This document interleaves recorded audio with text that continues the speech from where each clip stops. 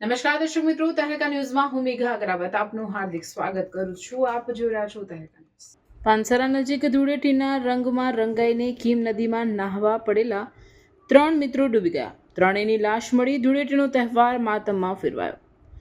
ધૂળેટીના તહેવાર નિમિત્તે વિસ્તારની ફેક્ટરીઓમાં કામ કરતા શ્રમજીવી યુવાનો ફેક્ટરીઓમાં રજા હોવાથી ધૂળેટીના તહેવાર ટાણે રંગમાં રંગાઈને નાચી કૂદી આખરે નજીકમાં આવેલ પાંસરા મોટા બોરસરા ગામની હદમાંથી પસાર થતી કીમ નદીમાં નાહવા પડતા અને કીમ નદીના ઊંડા પાણીનો ખ્યાલ નહીં આવતા ઊંડા પાણીમાં ગરક થઈ જતા ત્રણેય મિત્રો ડૂબી ગયા હતા. ઘટના સ્થળે પહોંચેલી પોલીસે અને તરવૈયાઓએ ડૂબી ગયેલા 3 જણાની લાશ બહાર કાઢી હતી. ડૂબીને મરણ પામેલા પરપ્રાંતીય યુવાન મિત્રો હતા અને નજીકમાં આવેલી ફેક્ટરીઓમાં કામ કરીને ગુજરાન ચલાવતા હતા. બનાવની જાણ થતાં જ પાલોદ પોલીસ ચોકીનો સ્ટાફ તાત્કાલિક ઘટના સ્થળે પહોંચી ગયો હતો અને ડૂબી ગયેલા 3 જણાને લાશની તરવૈયાઓની મદદ વડે કીમ નદીના ઊંડા પાણીમાંથી બહાર કાઢીને પોસ્ટમોર્ટમ કરવા માટે ખસેડી હતી.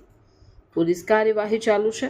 મરનારના હજી નામ જાણી શકાયા નથી. પરપ્રાંતીય મિત્રો આજે ધૂળેટીના તહેવારના દિવસે ફેક્ટરીમાં રજા હોવાથી ધૂળેટીનો તહેવારને પગલે વિવિધ કલરોથી રંગાઈને નાચગાન કર્યા બાદ કીમ નદીમાં નાહવા પડતા અને ડૂબીને મરણ જતા વિસ્તારમાં ધૂળેટીના તહેવાર ટાણે માતમ છવાઈ ગયો હતો.